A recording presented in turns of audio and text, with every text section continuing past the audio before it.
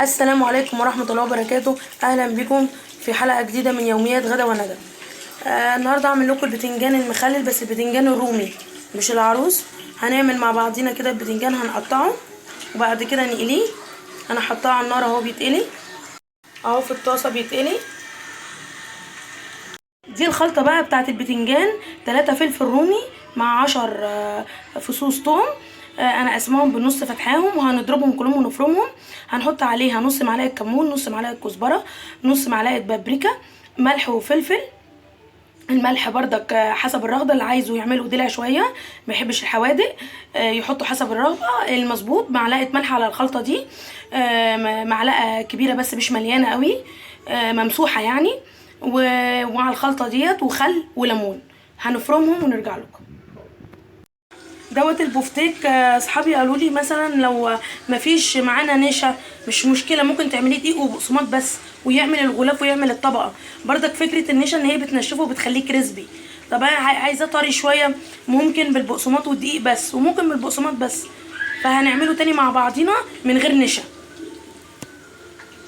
زي ما انتوا عارفين، ده كان جزء من اللي انا شايلاه في الفريزر، طلعته فك وبيشرب من الصوص بتاعه، فطعمه رائع. اكيد شارب البصل جامد وشارب الخلطه فيه، وجربوه وقولوا لي رايكم.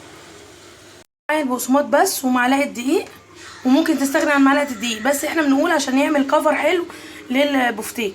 هنشوف كده مع بعضينا اهو. عملته اهو بالبقسماط ومعلقه الدقيق. نحطه بقى في الزيت اهو، اتحط في الزيت اهو يا حبايبي على النار.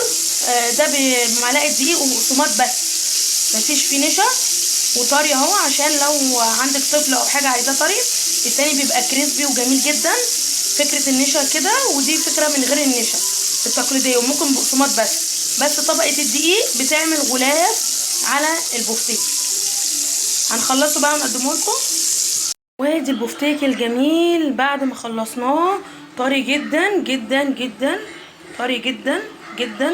ماشي اهو، الغلاف جواه واللحمه اهي تمام اهو اهو. يا رب يكون عجبكم بقى بالبقسماط نفس الطريقه، طري جدا اهو عشان الاطفال اللي عشان يعرفوا ياكلوه تاني كريسبي. ماشي ويا رب تكون الفكره دي يعني افادتكم، هي والفكره التانية اللي انا عاملاها. وشكرا. انا مقدمه لكم بقى البفتيك، عاملاه مع رز مع بسله تمام. ويا رب تكون افدتكم. وادي اللي قلت لكم اللي عايزه كريسبي والغلاف بردك وانا طبعا دقته. بص طري جدا، بص طري جدا، بصوا طري جدا ازاي. طري ملمسه طري جدا جدا جدا. النشا فكرته انه بيخليه كريسبي تمام. ادي البفتيك بالرز بالبسله. ويا رب يكون الوجبه عجبتكم، وشكرا. ده الشكل النهائي للبتنجان.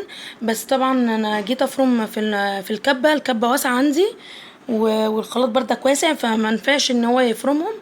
وطبعا جيت طبعا بالهون العادي، فطبعا نزلت الميه بتاعتها الفلفل والخل والليمون اللي احنا حاطينه، فطبعا مش هينفع يتدق.